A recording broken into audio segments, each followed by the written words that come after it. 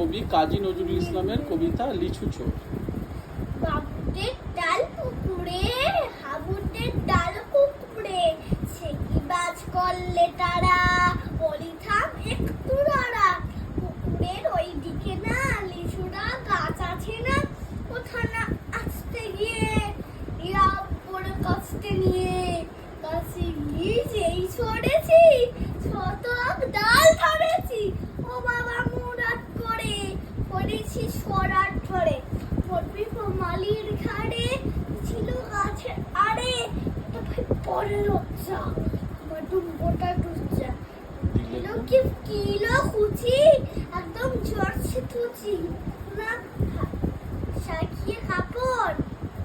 আমিও বাগিয়ে থাপড়, দেপালা চাগিয়ে কাপড় দেখেছি আটকে ওটা, কুকুরও ঝুললো সোটা।